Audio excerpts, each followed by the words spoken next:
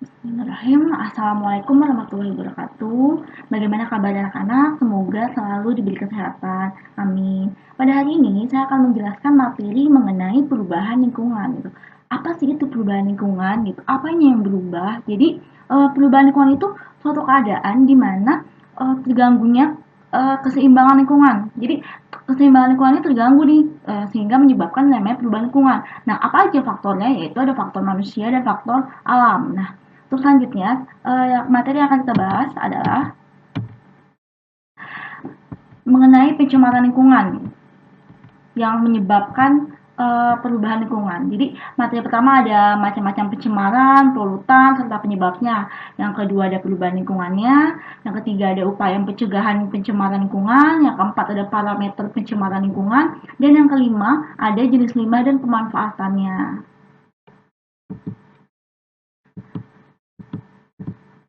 Nah, ini dia nih, macam-macam pencemaran dan polutan serta penyebabnya. Jadi, sebelumnya tahu dulu nih pencemaran itu apa, polutan itu apa. Jadi, pencemaran itu proses masuknya polutan ke dalam suatu lingkungan sehingga menurunkan mutu atau kualitas dari lingkungan itu, baik kualitas biotik maupun abiotik.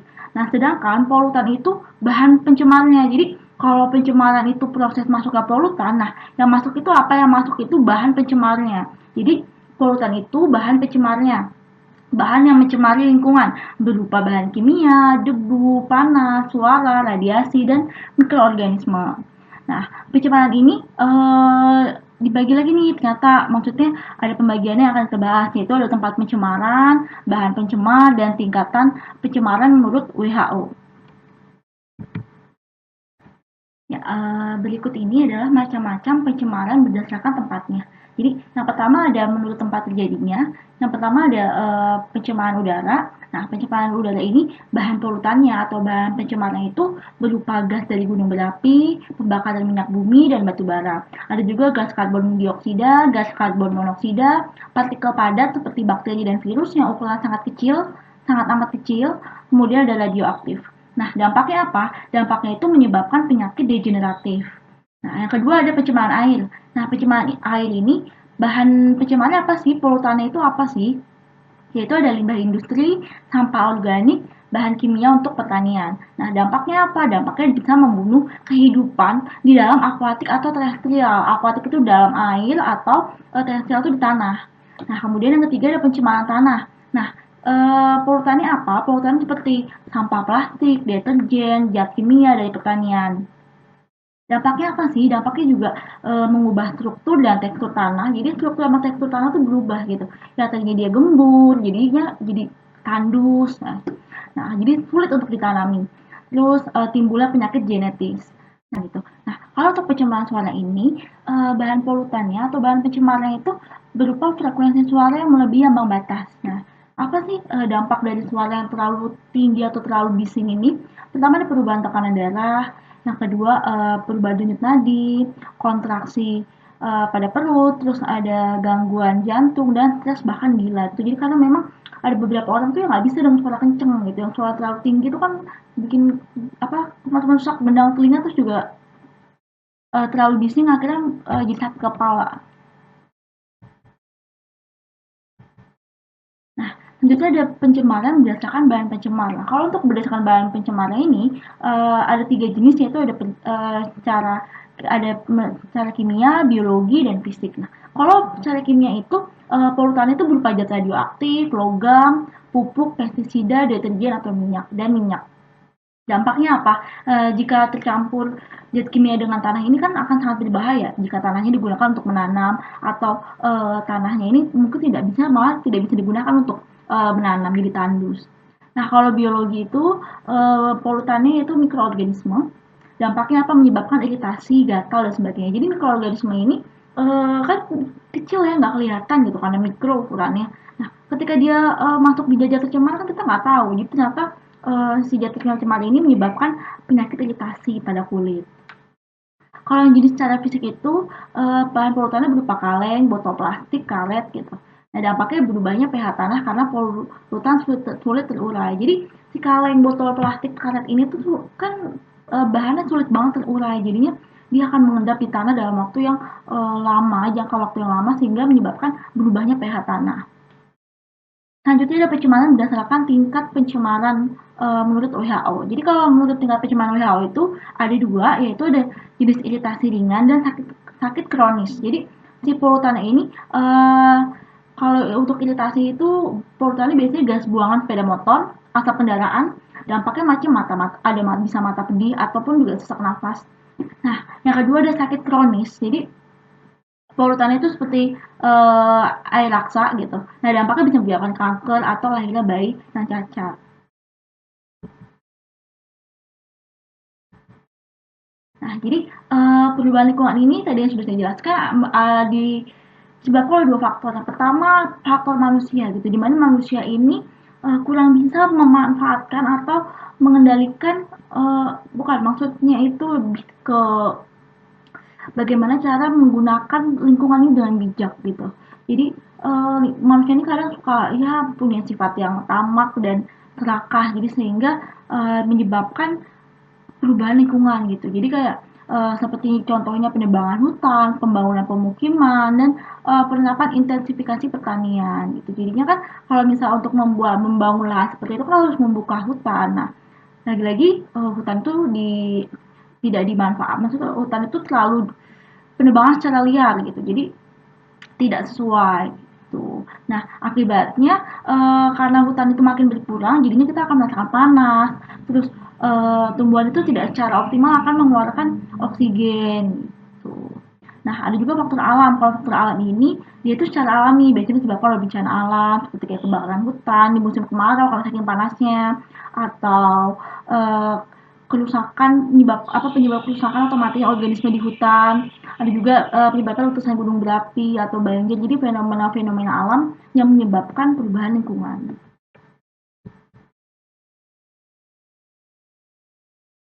Nah, jadi apa sih upaya untuk mencegah pencemaran lingkungan? Gimana sih upayanya? Yang pertama ada secara administratif. Jadi kalau misalnya secara administratif ini kita harus si pemerintah lebih tepatnya harus mengeluarkan undang-undang tentang betapa pentingnya lingkungan ini gitu. Dengan mengeluarkan undang-undang, maka manusia ini akan mengikuti aturan gitu. Jadi ada aturannya. Kalau misalnya melanggar ada sanksinya gitu. Nah, contohnya kayak seperti AMDAL seperti itu. Nah, selanjutnya ada secara teknologis. Jadi kalau secara teknologis ini dia cara ini ditempuh dengan mewajibkan pabrik untuk memiliki unit pengolahan limbah sendiri. Jadi ketika misalnya ada seorang pengusaha ingin membangun atau membuat sebuah usaha atau membuat sebuah uh, pabrik gitu, itu harus punya yang namanya pengolahan limbah. Jadi sebelum limbah ini dibuang, maka harus diolah dulu gitu agar menjadi ramah lingkungan dan tidak berbahaya bagi lingkungan. Secara reduktif. Kalau secara reduktif ini dengan cara penyuluhan. Jadi masyarakat terus digalakkan mengenai apa sih pentingnya lingkungan ini gitu. Diberi penyuluhan, diberi wawasan agar masyarakat lebih open minded, agar lebih terbuka gitu. Bisa melalui kampanye-kampanye atau seminar gitu. Atau di sekolah, misalnya di sekolah itu kan guru sangat berperan penting dalam eh, mengkampanyekan atau mengajak siswanya, ayo kita harus lebih mencintai lingkungan.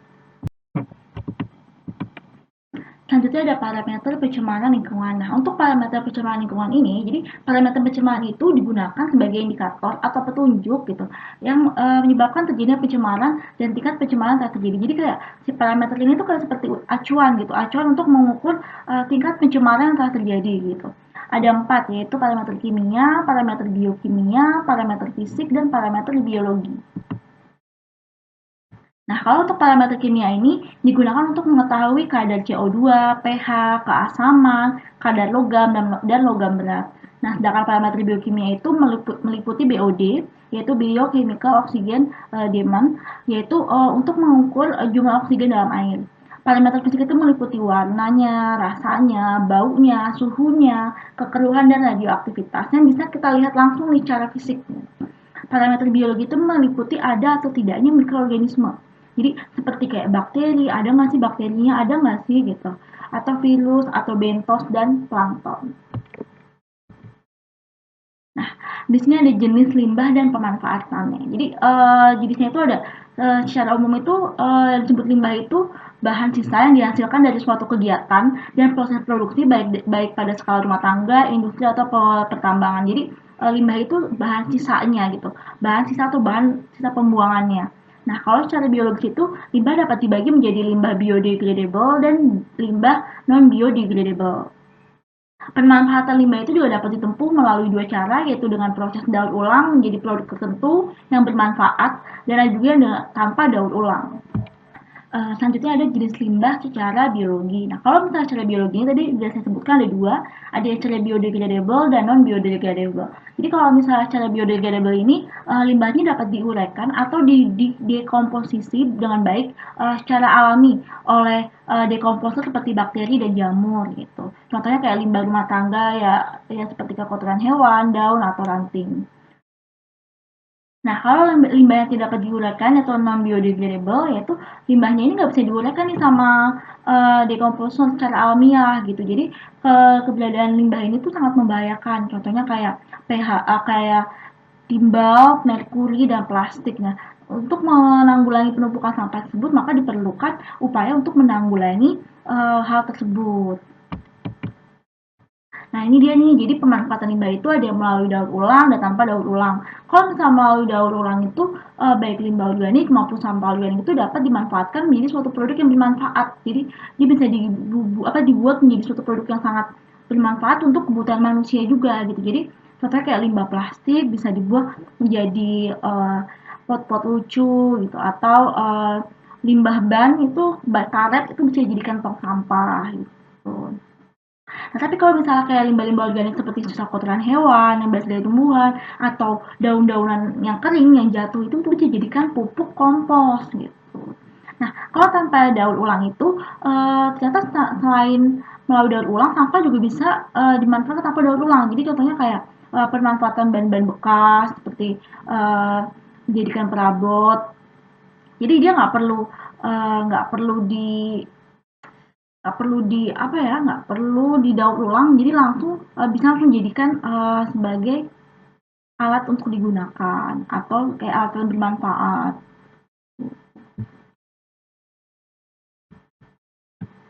Nah, ini contoh dari pemanfaatan limbah. Ini ada gambar tas nih dari bungkus-bungkus seperti minuman, makanan. Ini ada dari botol-botol aqua. Ini pembuatan bunga dari bekas-bekas sedotan, atau ini bekas dari kaleng-kaleng bekas. Nah, padahal sebenarnya keanekaragaman hayati di Indonesia itu sangat besar, sangat banyak. Cuman kalau misalnya nggak dimanfaatkan, misalnya nggak dijaga ya lama-lama akan rusak dan hilang. Nah, gimana sih cara pelestarian lingkungan? Yaitu dengan cara penanaman hutan kembali nih seperti ini, gerakan memungut sampah bersama-sama gitu, membersihkan aliran sungai, gitu, dan penanaman kembali. Nah, gimana sih sebenarnya kondisi hutan di Indonesia? Kondisinya itu sangat parah banget. Lihat aja nih, pembakaran secara luar biasa, terus pembalakan liar, terus ini asal tebang aja semua tebang sampai akhirnya hewan-hewan aja pada mati. Nih pembalakan liar nih, jadi untuk mengambil kayu-kayunya. Nah, juga kerusakan das daerah aliran sungai, jadi sungainya jadi di sini cuma sampah semua nih. Airnya jadi nggak bagus. Karena banyak banget pemukiman yang akhirnya membuat sungai ini jadi semakin kecil, semakin kecil. Itu pertambangan, ini juga pertambangan sangat berbahaya nih, jadi semakin digali terus, ditambang terus. Lama-lama rusak, maksudnya lama-lama juga tanahnya bisa menyebabkan longsor. Ini pencemaran air, tanah, dan udara, polusi, terus udara, gini juga ini kebakaran hutan, tanah jadi kering dan tandus, air yang tercemar. Nah, jadi karena itu disebabkan karena kesadaran lingkungan masyarakat itu sangat rendah. Jadi masyarakat masih ada yang membuang sampah di sungai, tapi dipakai juga untuk kehidupan sendiri. Kan itu kan airnya jadi gak bagus. Banyak banget nih yang protes atau banyak banget padahal tulisan-tulisan larangan jarang membuang sampah, tapi masih banyak juga yang melanggar. Itu karena kurangnya kesadaran masyarakat. Ya, kurang lebihnya mohon maaf. Cukup sekian pembahasan mengenai perubahan lingkungan. Jika ada yang ditanyakan, bisa ditanyakan nanti. Wassalamualaikum warahmatullahi wabarakatuh.